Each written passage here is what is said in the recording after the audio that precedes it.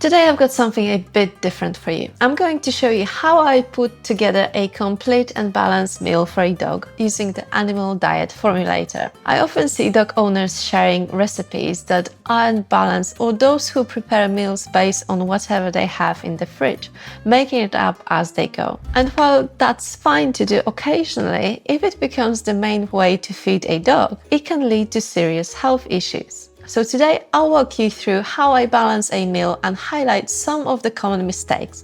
So let's jump into it. In this example, I'll be creating a cooked recipe for an adult dog. Puppies have different dietary needs, so this recipe won't be suitable for them. But if you'd like me to prepare a puppy recipe, let me know in the comments below. At the end of this video, I'll also show you how to calculate how much your pup should eat as well. So stay with me until then. Now, just so you know what we are looking at, we've got two columns, ingredients on the left and the nutritional breakdown on the right. First, we need to choose a cooking method, and we are presented with 4 options. So today we'll go with gently cooked, which means we'll cover the food to keep the moisture in.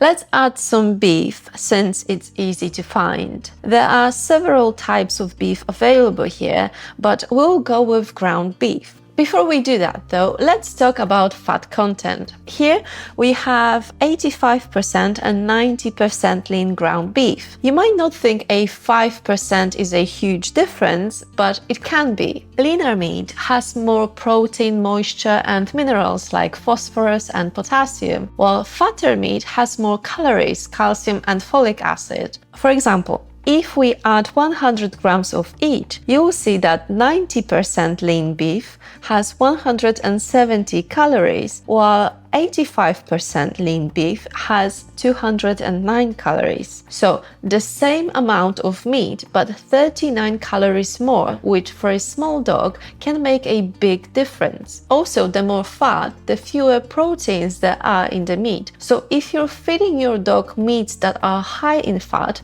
they might become protein deficient, especially if they're not as active and require fewer calories than active dogs. This is why even small details like the leanness of the meat you use can impact how much you should be feeding to avoid overfeeding your dog, as well as why it's important to stick to the recipe. Alright, let's go with the leaner option and set it to 320 grams. I already formulated this recipe beforehand, hence why I know how much of what ingredient I should add. It's just quicker this way, and it will save us a lot of going back and forth. We are making a recipe that will have 1000 kcal, so then it's easy for us to work out how much food to make. Now onto offal.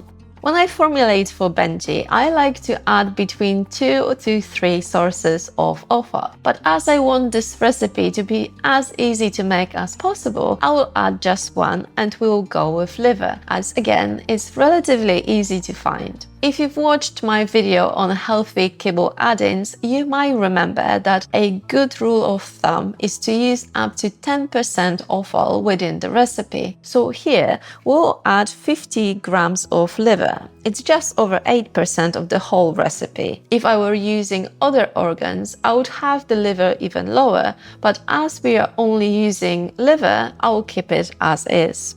An interesting fact about liver for you.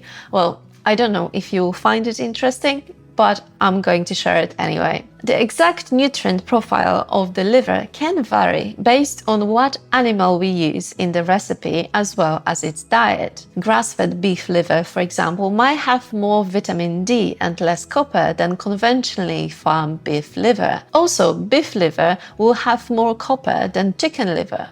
So yes, these things make a difference, and even if we formulate, the ingredients we buy won't be what you see in the formulator. It's tricky, but this is as close as we can get to creating a balanced diet, so let's not get too hung up on this. Our dogs' bodies are amazing this way. They can synthesize nutrients from other ones if they are available in the diet, that is. So if we make sure they eat wholesome ingredients, they will do just fine. Now let's focus on calcium, which is often overlooked in home-cooked meals. Calcium is crucial for things like bone health, immune support, and muscle function. Too little can cause issues like rickets, stiffness, and limping, while too much calcium can lead to hypercalcemia. Puppies in particular are sensitive to calcium imbalances, so it's always important to pay attention to that. Calcium and phosphorus levels must be balanced, as too much phosphorus can pull calcium from the bones to balance things out. So,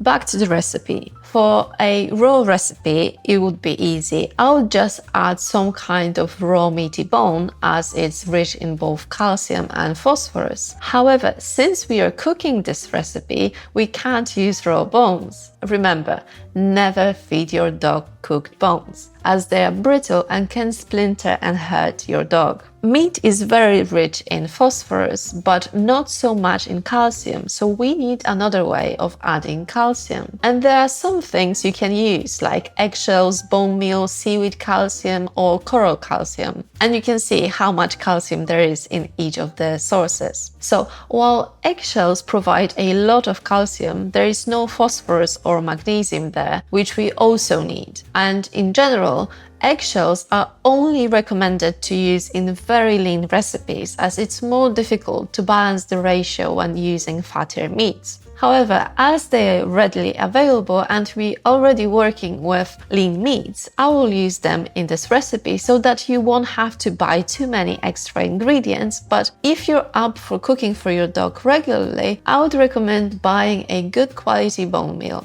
To make eggshells powder, collect eggshells after cooking your meals, remove the membrane inside, and you can give it to your pup as it's full of nutrients. Wash and dry them properly and then crush them into a powder.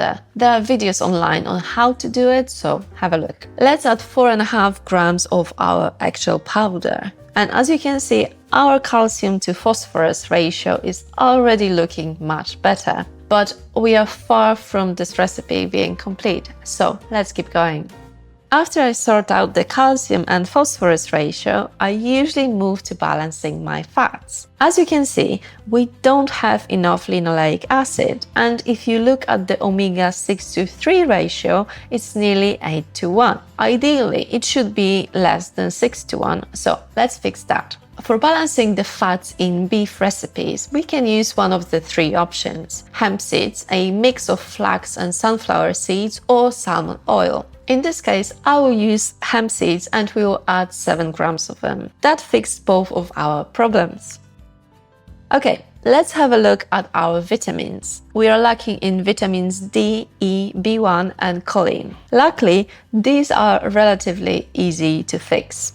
Cooked salmon is quite a good source of vitamin D and we won't need to add much of it. Only 50 grams will be enough to sort us out here. Thiamine can be covered by adding a little bit of nutritional yeast. See how as little as 1.5 gram can make our recipe okay for B1. And to cover choline, we can add eggs. 2 large eggs will cover our needs and also increase our vitamin E a little. To top it up, you can add sunflower seeds or almonds. I'll be adding 18 grams of seeds. Now, vitamin E works as an antioxidant, so if you're still in red here, even adding the sunflower seeds, I wouldn't be overly concerned, only because we're feeding our dogs a freshly cooked diet and the FEDIAF guidelines we are trying to match were designed for ultra-processed foods like kibble, for example. So they need much more antioxidants because the food will have more chances to go rancid when the bag stands on the shelf for a long time and then it's left open until the food is eaten. The dog would eat it within a few days, so the food is not subjected to oxidation as much. Also,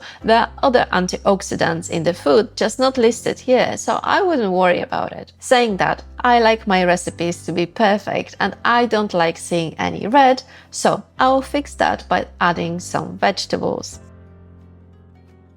They aren't necessary as our dogs can do without them, but I like adding some as source of prebiotics, fiber or antioxidants, and for extra health benefits. I usually try to add a mix of colors, so let's go with red peppers and spinach for this recipe. Let's add 40 grams of spinach and 20 grams of peppers. Overall, I keep the veggies in the recipe below 15% of the meal. And see, our vitamin E looks much better now, doesn't it?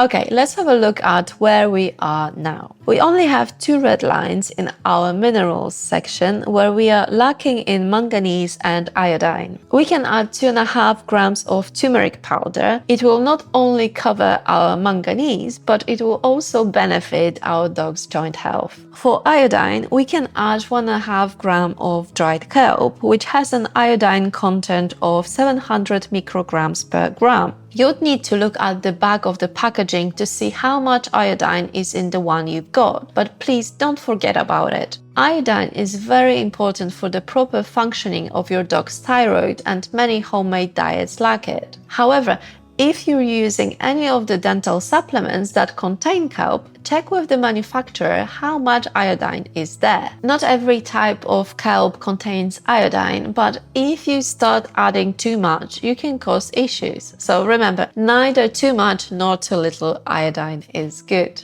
Okay? There you have it, a complete and balanced recipe that can be part of your dog's diet. Let me know what you think about it. Are you going to make it for your pup? Before we finish, let's go over how to calculate how much you should be feeding your dog, as this is just as important as making sure the diet is balanced. We don't want to under or overfeed our pups, right? So let's start by figuring out the resting energy rate, which will tell us how many calories our dog needs while it's resting at a stable temperature. So no walks, no playtime, just basic body function. The formula is 70 multiplied by your dog's current body weight to the power of 0.75. So let's say we have a 20 kilo dog. Let's put that in the formula. As you can see, our pup needs 662 calories just to cover its basic body functions. Now, once you have that number, you need to determine your dog's daily energy requirement, which is simple. You take the number we just worked out and multiply it by one of the following, whichever you think best describes your dog. Let's say our pup is an average neutered adult. He will need 1059 calories per day. So if our recipe gives us 996 calories, this can be his food for one day, including some additional treats, because, you know, everyone likes to give their dogs treats, right? So we need to account for that as well. However,